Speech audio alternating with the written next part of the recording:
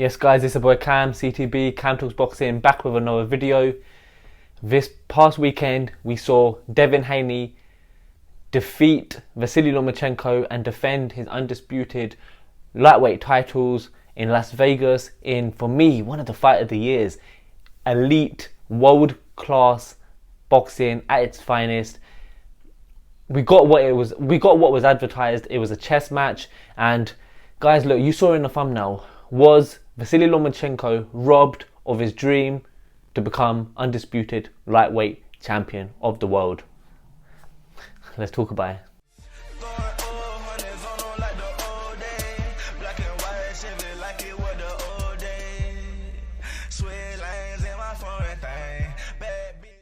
Yes guys, let's go straight into it. Was Vasyl Lomachenko robbed? He wasn't robbed, guys. It was a great fight. It was a beautiful fight. It could have went either way. And guys, let me know what you had for your scorecards. Did you have it to Haney? Did you have it a draw? Did you have it to Lomachenko? And how wide did you have it? But let's just get one thing out of the way. Dave Moretti. That name rings a bell, doesn't it? Dave Moretti. What a terrible scorecard. And what a... How he had it 116, 112 to Devin Haney. And it was... How can you... What are you... Oh. Boxing. That's why a lot of people are moving to MMA, moving to UFC, because there's less robberies and less corruption in that sport, and we need to sort that out in boxing. But let's just get that out of the way, the negative. And it was never a 160-112 fight. It was a 7-5 either way, at 8-4 maybe for Loma. Or a 6, it was a 6-6, you know, it was a 114-114, it was a 115-113, or a, probably, yeah, 116-114 perhaps. But yeah, look, it was a great fight. It definitely wasn't a robbery. It was a chess match. Like, it could have went either way. And was Lomachenko robbed? You can't know. For that reason, he wasn't robbed, you know. But did I think he was potentially robbed of his dream of becoming undisputed? Yes, to an extent, because I feel like he should have won. I feel like I rewatched the fight a couple of hours ago, and I actually check on my Twitter. If you don't already, guys, follow me on Twitter, Cam Talks Boxing, daily tweets, daily uploads. I always post my YouTube videos on there, so you know when I've posted. And guys, I will actually show it in the video now. If you have a look, right here, you'll see it on the screen. This was my breakdown of the fight. I had it 115, 113, Lomachenko. I thought, in the first time watching the fight, I thought Haney had the better of the first half of the fight. I did think Lomachenko started well, which he did, but I still thought Haney was up. In the first 6 rounds, I thought he was up about 4-2. That was the first time watching it live. I then thought Lomachenko got into the fight in the middle rounds, and then I thought Loma won 10-11, and then Haney obviously finished off with the 12th. But obviously rewatching it, I had Lomachenko winning the first 5 rounds. You could give the second round to Haney, but for me, what can I say? I rewatched it, and that's how I feel. That's how I scored the fight in the first half, the first 5 rounds. I thought Haney was doing good work. He did look composed, he did look comfortable, but Lomachenko also looked super comfortable. He was defending well. He was landing the more eye-catching, more meaningful punches.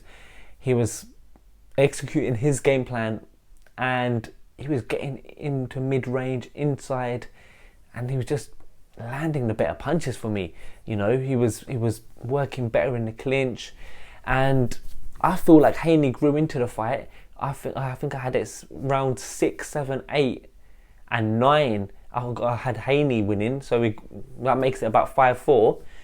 And then I think Lomachenko won 10-11. And then I think, and that's the thing for me, Lomachenko decisively won those 2 rounds. He hurt, for me, he hurt Haney in round 10, and he certainly, it's very obvious, hurt Haney in round 11. At no point of the fight was Lomachenko uncomfortable or hurt. Certainly he wasn't hurt.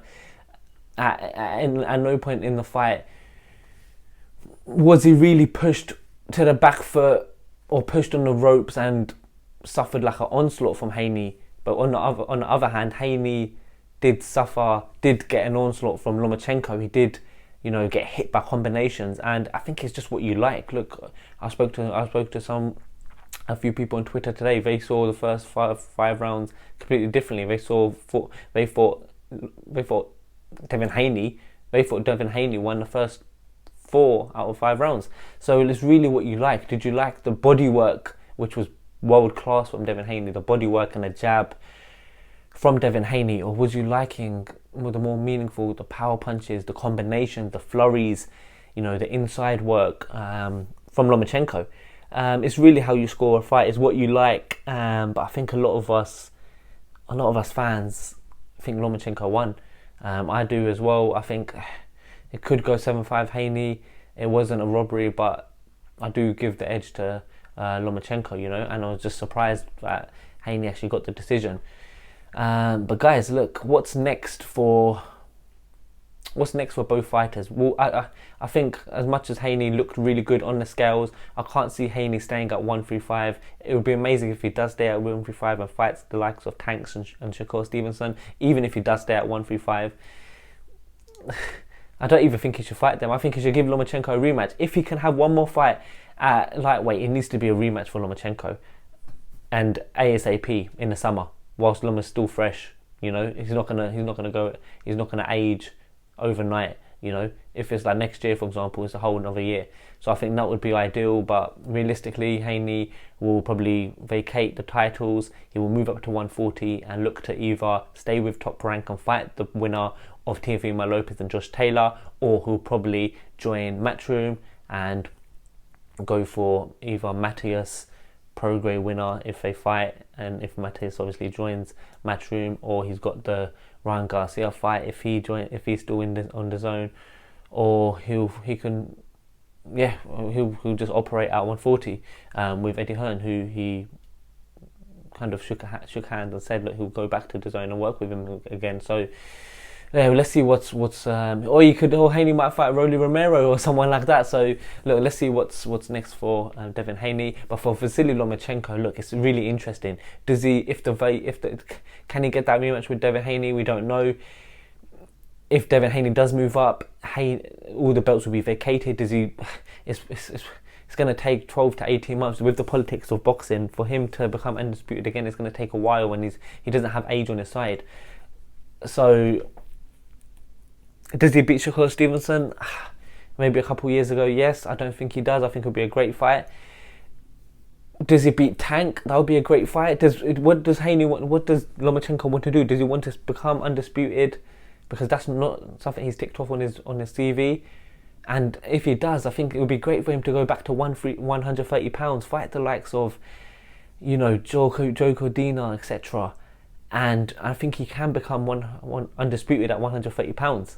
Because look, in a lot of our hearts, and I'm sure he believes as well, he should be the undisputed king right now. So morally, I know in 20 years you might not remember that. It won't be in the history books, but he knows deep down he is the undisputed champion, and he's achieved so much at lightweight, which is kind of the weight. It's not his best weight. He's very undersized and has a lot of advantages against him at this weight. So look, if he moves back to 130, he can without doubt dominate and become undisputed champion at 130 pounds before he calls it a day. Or does he just go for the big money fight? Does he go for a mega fight against Shakur Stevenson, get a huge payday, and then even if he loses, it's the passing of a torch for Top Rank and for Shakur Stevenson, and he retires? Or does he go for the long overdue fight with tankdavis, a mega fight? And look, that's still a competitive fight. Look, Lomachenko's still got a chin. He doesn't get dropped, or he hasn't been knocked out. So can Tank knock Lomachenko out? That'll be an interesting fight, That'll be a really good fight. Lomachenko's a lot more skilled than someone like Ryan Garcia. He has got some power as well, but it'll be a great matchup.